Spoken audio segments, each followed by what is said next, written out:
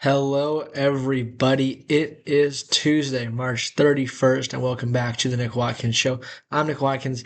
Let's get into it. Some big games happened yesterday. The Giants won, the Sharks won. We're going to start with the San Jose Sharks from yesterday, so we'll go to hockey. Wow, what a big game for the Sharks. Going into this one, it was the Blues and the Sharks, dead even on points. The winner of the game would be just 2 points back of the Nashville Predators when it was over, and the Sharks ended up winning the game 5-4 in a very exciting one. Adam Gaudette scored the game-winning goal with 22 seconds left in the third period. Amazing. Amazing. I had so much fun watching this game. This game was so entertaining. Let's talk all about it. The first goal of the game went to the St. Louis Blues. And, we want to talk about Celebrini too, so we'll get to that. The Blues scored first within 14 minutes. Then Wenberg tied it up with a power play goal. The power play was big yesterday. The Sharks had four power play opportunities. They cashed in on three. And they scored 3 goals on the power play, which was big because we had 5 goals in the game, 3 of them on the power play. Love to see that. Love to see the team drawing penalties. And then once they drew those penalties, they cashed in on them. The Blues are a pretty good penalty kill team. So it's great that we were able to score 3 times on the power play, get all those goals coming in, and really just take advantage of that opportunity. That was great to see in last night's game. So that was the first one. The next one was also on the power play. Macklin Celebrini assisted Wenberg on the first goal of the game. He scored the second goal of the game for the Sharks, and this goal was his 100th point of the season. He is the third Shark all time to have 100 points in a season, and he is the sixth teenager all-time NHL history to have 100 points in a season.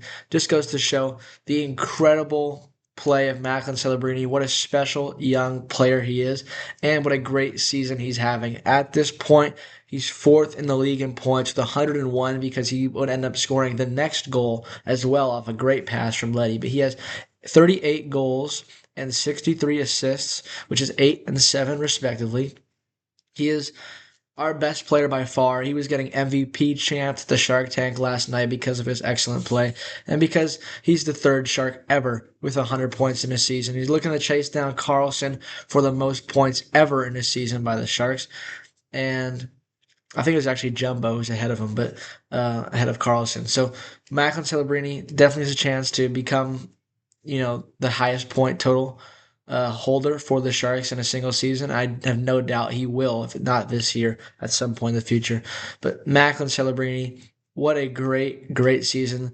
And it's not over. It's still going. Macklin can continue to play well, but we are really watching, I think, the future of the NHL develop into an absolute superstar right in front of our eyes. It's been happening all season.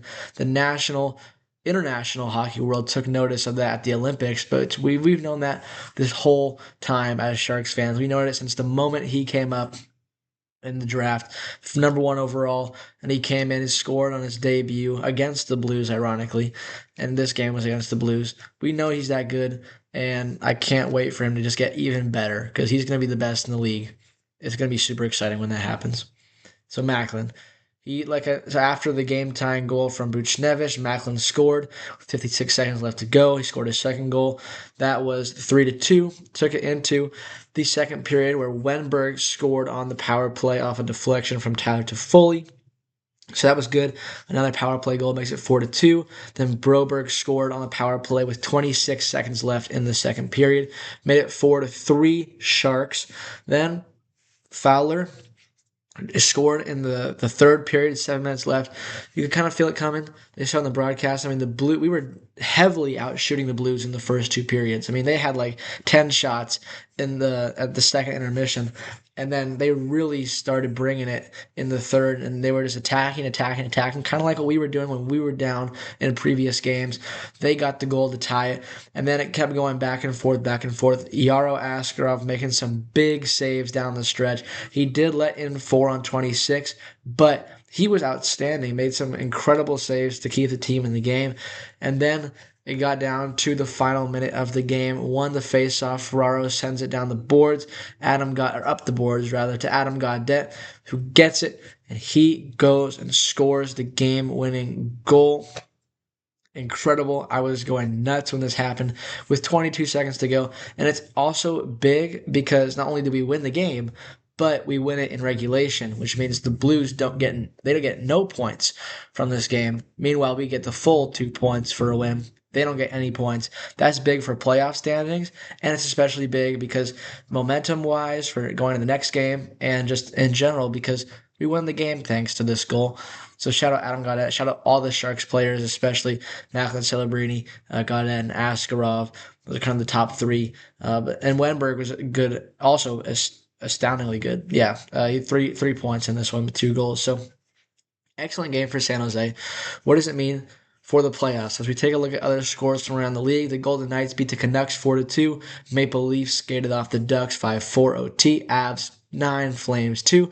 Penguins over the Islanders 8-3. So what does that mean for the playoff picture? We're going to go into the West because what we always do. It's the same. It's the Avs, the Stars, and the Wild. Avs with 108, 8 down the Stars, 6 down from the Stars or the Wild. That places the Ducks 87 points in 4th. They lost in overtime yesterday, so they secured a point from that one.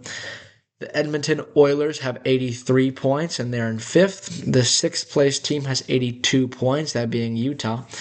And then the Vegas Golden Knights also have 82 points. They have, they're in 7th.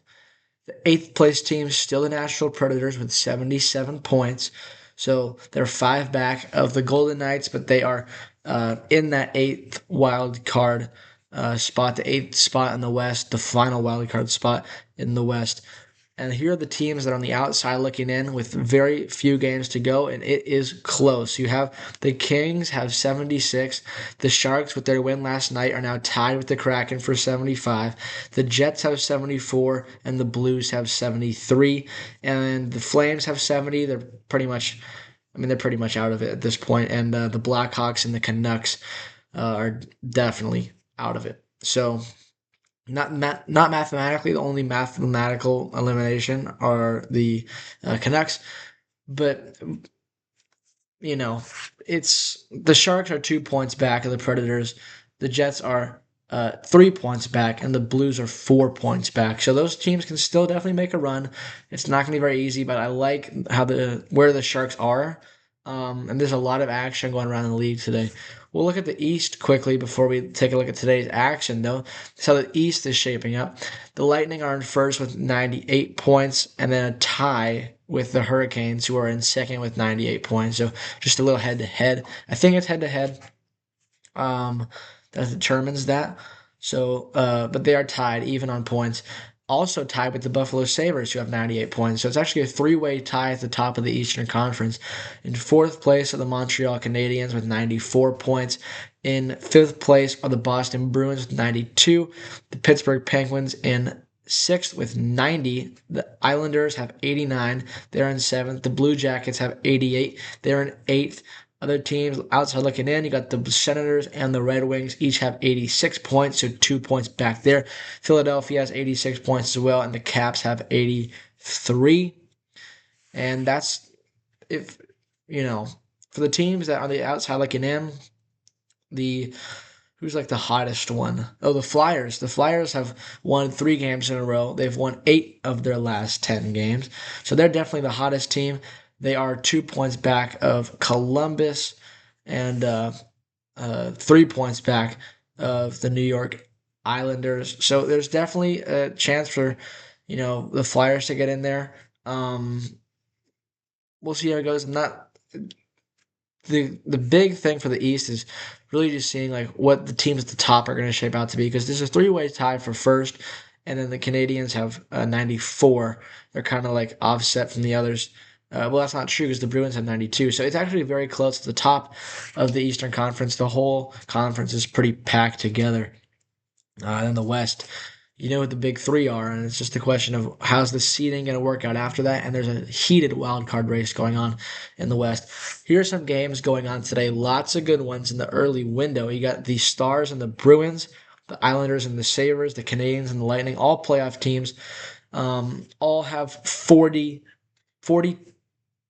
42 or more wins this season. And yeah, that's big. That's really big. You have Ottawa and Florida, New Jersey and New York, New York Rangers. You have the Red Wings and the Penguins. That's a pretty big matchup, not separated by much. The Flyers and the Capitals, two teams on the outside looking in. And then you got the Hurricanes and the Blue Jackets. You have the Jets and the Blackhawks and the Kraken and the Oilers. So a pretty East heavy day today. But as for the Sharks, you have the Kraken and the Oilers going. And that's, I want to say that's it, but like, you have the Jets as well. The Jets are behind by just 1 point. So they could overtake us here if they beat, who do they play? Chicago, which would not be good. So we're definitely rooting for Chicago today. But um, yeah, if the Oilers and the Kraken, if the Kraken win, they will be tied with the Predators in terms of points. If the Oilers win, they can move within 2 points of Anaheim. So both teams looking to get that win there. We'll probably be rooting for Edmonton, but we'll see. We'll see how it goes. Uh, yeah, lots of teams going today. We'll switch over to MLB now. Now we'll start the Giants talk. There's so much to go over in this game. So let's talk about it. The Giants beat the San Diego Padres yesterday 3-2 for the first win of the season, the first win for Tony Vitello in his MLB managerial career. Landon Roop got the win in this one. He went 6 innings, gave up no runs on 2 hits and 2 walks, struck out 7. The loss went to Walker Buehler in his Padre debut, 3 earned runs on 4 hits. He struck out 3. And the save went to Ryan Walker, who almost blew it, but he didn't. He got the save. So much to talk about. Where should we start? I really want to talk about the pitching, which was excellent last night, but we'll talk about the broad stuff first. Okay, this was the first win of the season for the San Francisco Giants after getting swept by the Yankees in the first series of the year. They go down to San Diego and take this one from the Padres 3-2, the final score. This is the first one of the year. It was a big win. It was a much needed win just to get some confidence in the guys and just ensure that we weren't gonna go winless. But we needed this win. We really did. If we lost this game in a bad fashion, it would have been very, very tough. But we ended up winning the game, and we did a good job doing it. Just it was a much needed win. I'm very glad that we got it, and we got it in the fashion that we did because there was really only one negative that came from yesterday. We'll talk about that. But the positive thing with this first one of the year, it's also Tony Vitello's. Um, it's this game, 3-2 Giants victory, was the first win in the career of Tony Vitello as a MLB manager. Congrats to him. People were really getting on him after the first 3 games of the season, really doubting him, really flaming him, honestly, which I think was kind of undeserved. I mean, yes, there are big questions, and yes, we were horrible in the first 3 games, but I think in this game he pushed all the right buttons. Yes, Walker was not good, but you can't really blame him for that because he's the closer. You send out the closer in this safe situation. That's not a crazy managerial move, but he pushed all the right buttons. And it was his first win, so congrats to him. Definitely good to get that one out of the way, and I'm sure he enjoyed that. And it's good for building camaraderie within the team. But it's good to get that one out of the way. And congrats to him. But now we can kind of move forward and try and get some more wins. Try and keep stacking them. So let's now get into the more like deeper aspects of the game, and let's talk about the offense first. I really want to talk about the pitching. We'll talk about the offense. The Giants' offense, much maligned offense, which was horrible in the first series of the year against the Yankees, only scored one run over 27 full innings of baseball. That was horrendous. And this game was much better for the offense. We had 6 hits, which still isn't, great, but at least we're getting them. We also had 3 walks, and the big one was our first home run of the year off the bat of Harrison Bader. Absolute bomb. He knew it right away. 408-foot dinger off Walker Buehler, and that was the first run of the game, and it was it was a big one because we hadn't hit a homer yet. We're definitely looking for that one, and just to get a jump start because that started the runs that came in, and that's great. This is the first time we scored multiple runs in a game. It's the first time we've led a game. It's the first time we hit a home run in the game. That was big. Getting the home run was definitely big, and also just keep stacking those hits. Getting hits for runners in scoring position. We had Bailey with the RBI hit. His first hit of the year was an RBI. The same for Schmitty. The next at bat also had an RBI single, and that's good that we were getting guys on and we were getting them in a good spots. And the bottom of the lineup, I mean, that's Bader and Bailey and Schmidt are 7, 8, 9, and all of our runs were batted in by those guys. So that's good to get contributions from down there. Just the whole team, even though we only had 6 hits, it wasn't the greatest. We didn't strike out too much, and we were getting hits. So we were putting balls in play. You like to see that. And it's something to build on for sure, this win with this offense. And now let's talk about the pitching, which is what I'm really excited to talk about because the pitching was very, very, very good yesterday. We'll start with Landon Roop, who is the starter, who went 6 shutout innings. He struck out 7 over those innings. He only allowed 2 hits and just 2 walks, and none of those base runners came around to score. He was very good, very efficient. I like the high strikeout number. And man, I said it multiple times in spring training. I am a big Landon Roop guy. I boldly declared he was going to make the All-Star team, and I just kind of ran with it. And I mean, this is a great start. 6 scoreless, and he struck out 7. That's the type of thing you see from not elite starters, but great starters in this game. They go out and they do that consistently. If he can do that consistently, I'd say look out, league. And I really liked the changeup yesterday, which was especially nasty, and the curveball. We know how good the curveball is, but the changeup was the pitch that was really, really working for him. All the pitches that kind of broke back towards right-handers from the right-handed pitcher, the sinker and the changeup were especially impressive yesterday. I loved what I saw from Landon Roop. I think this is an incredible foundation to build on to continue to improve this season. I think he's got the stuff. The stuff is nasty, and if he's got that mentality, got that dog mentality, then I mean, Vitello said he was in warrior mode from the beginning of the game, like from warm-ups into the game. He was in warrior mode, and that's a great thing to say about a guy. And if Landon Roop can channel that warrior mode every start, I think he will become an all-star, and he's going to have a great year for us, which is great. Landon Roop, love that guy. I also want to shout the bullpen, and the bullpen. We know what Walker did, but I mean Gage and Wynn, who pitched the 7th and the 8th, were very good. Matt Gage, he got through 1 inning with 3 groundouts, and he only took 15 pitch inning, no outs, 15 pitch inning, no hits, no walks, no runs. Just a clean, nice inning, got the ground outs in a short amount of time. Efficient from Matt Gage, who we're kind of going to be leaning on because he's one of the few lefties we have. And we have Miller, and we have, I think, Lucchesi. Did Lucchesi make the team? I'm not sure. But Matt Gage, I don't know, man. It's just something about that number 93, and he throws 93 miles an hour. Like, as soon as I commented on his jersey number, he threw a 93-mile-an-hour pitch. Just something about him.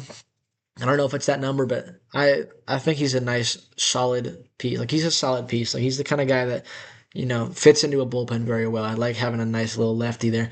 And then I want to really highlight, I'll probably make a clip out of this, because he deserves to have that recognition, because Keaton Wynn was so good last night. Like, I was watching him like, holy moly.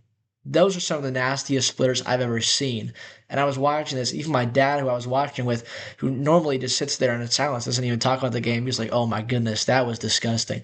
Keaton Winn yesterday, 1 inning pitched, struck out the side in the eighth inning.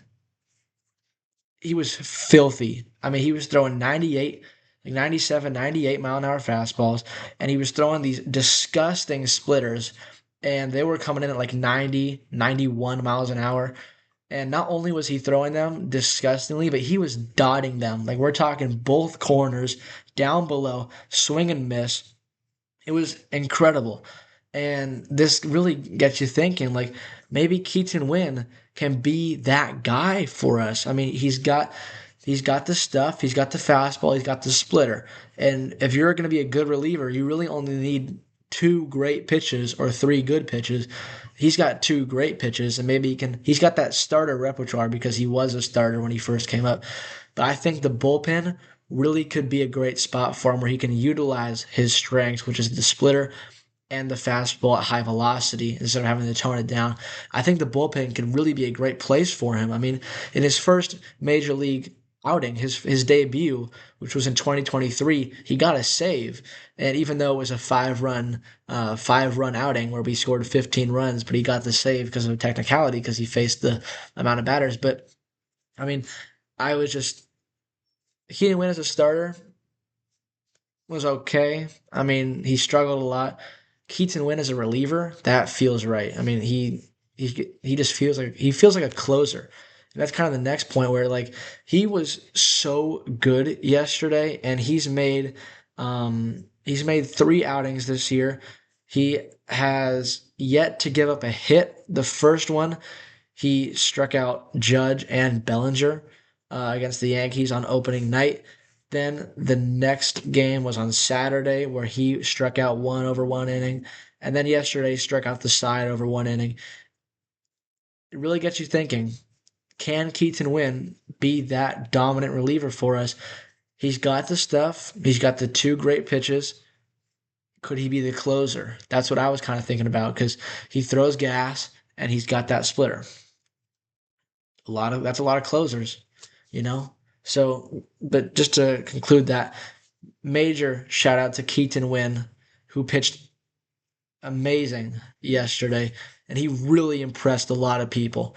A lot of people are actually talking about Keaton Winn's performance yesterday, which is great, and hopefully continue that. And if he does continue that, he might be in contention for the closer job.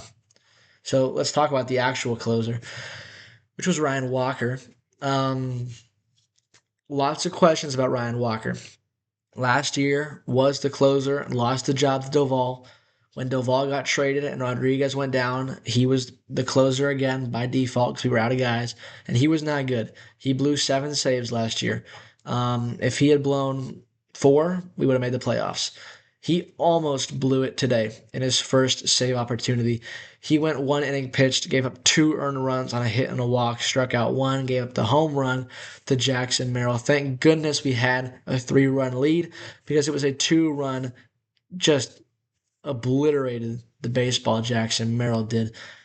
And he opened the game with a 4-pitch walk where he was not even close to the strike zone, and really got you like the heart rate went up a ton, and it was just like classic Giants baseball torture, right? Everything was going right, so you had to throw a wrench in it, and Ryan Walker comes out and is very shaky. Kind of got lucky as well because Tatis really could have challenged one of the strike calls that was called on him. Walker was very wild. He was not convincing at all. It was not a good sign.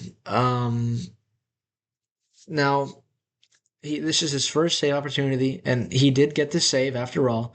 We did win the game, which is good.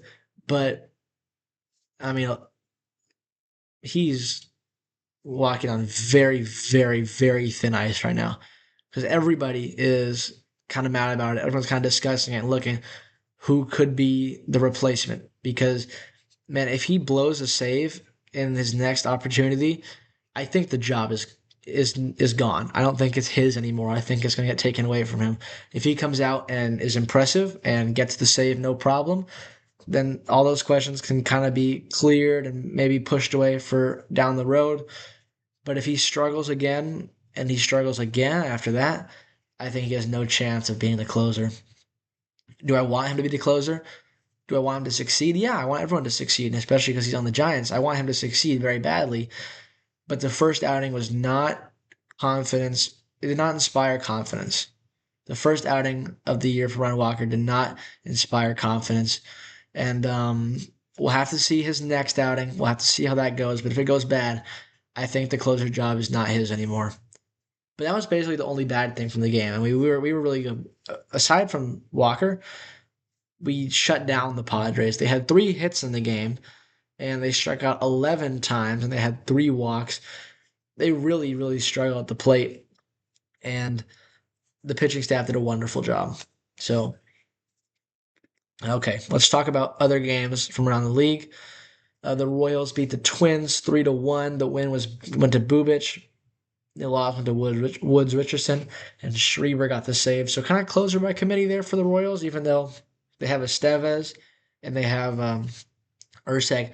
I think it's telling, though, that the Royals, because Urseg got the save on Sunday, and he had probably pitched the day before, that in this save situation where Urseg couldn't pitch, they did not use Estevez, and they instead turned to Schreiber. So what does that mean? We'll have to see. The Rangers beat the Orioles. Jack Leiter struck out 8 over 6 innings and got the win. The loss went to Chris Bassett, and the save went to Alexander, his second of the year. The Reds beat the Pirates. Chase Burns shutout, 5 shutout innings, struck out 7, and the loss went to Ashcraft. The save went to Phillips, and the Reds won 2-0. The White Sox beat the Marlins 9-4. Martin got the win. The loss went to Chris Paddock. Jordan Hicks got the save in this one. He went an inning and a third. Good for him. I hope he finds success. The Nationals beat the Phillies 13-2. That's what the Nationals had 17 hits in this game in 44 at bats. Are the Nationals something? We'll have to see. Great, they beat the Cubs and they beat the Phillies. Foster Griffin got the win. 5 innings pitched, 5 strikeouts. The loss of the Taiwan Walker, who got hit around, 7 runs, 6 earned on 10 hits and 4 2/3. And the Nationals win 13-2. The Rockies handed the Blue Jays their first loss of the year, 14-5. Sagana went 4 2/3, gave up 1 earned run, and then Dullander got the win by going 4 innings and 4 earned runs, but he still got the win. Cody Ponce got pulled after 2 1/3. The loss went to Louis Varland, who gave up 1 run. It wasn't earned, but he got the loss. And the Rockies won 14-5. The Braves shut out the A's 4-0. Bryce Elder, 6 shutout, 5 strikeouts. Jacob Lopez got the loss, 3 earned runs on over 4 innings in this one for him. The Cubs beat the Angels 7-2. Edward Cabrera, 6 shutout innings, gave up 1 hit and 1 walk over those 6, and struck out 5 in his Cubs debut. Looking like a win-win trade there for the Cubs and the Marlins. Johnson got the loss over 3 1/3, and then Colin Ray got a 3-inning save in this one. The Rays beat the Brewers 3-2. The win went to Clevenger. The loss went to McGill, and the save went to Kelly. It must have been, yeah, it was a close one down the stretch. Nick Martinez, 6 innings, 2 runs. Kyle Harrison struck out 8 over 1 run, 5 innings in his Brewers debut. Good for him. The Mets beat the Cardinals 4-2. Win went to Clay Holmes. The loss went to Kyle Leahy, and the save went to Devin Williams, his first of the year. The Astros beat the Red Sox 8-1. The win went to McCullers, who struck out 9 over 7 one-run innings. The loss went to Ranger Suarez in his Red Sox debut, gave up 4 earned runs over 4 1/3. Jose Altuve was 4 for 4 with 2 homers in this one. The Mariners walked off the Yankees 2-1. Luis Castillo struck out 7 over 6 shutout. And Ryan Weathers struck out 7 over 4 1/3, 1 run. The win went to Matt Brash. The loss went to Blackburn. And Cal Raleigh hit a walk-off single in the 9th inning to win the game for the Mariners. The D-backs beat the Tigers 9-6. Soroka struck out 10 over 5 shutout in his D-backs debut. Justin Verlander gave up 5 earned runs over 3 2/3 in his Tigers return. Paul Sewald with the save, and the Guardians handed the Dodgers their first loss of the year. The winning pitcher was Parker Messick. 6 shutout, 5 strikeouts. Sasaki got the loss to the Dodgers. 4 innings, 1 run, 4 Ks. In that one, 4-2 final score for Cleveland. Some big performances. McCullers was good. Miguel Vargas had 6 RBIs. Roop Cabrera, pretty good outings there. Yeah, it was good. So coming up today, the Giants and the Padres.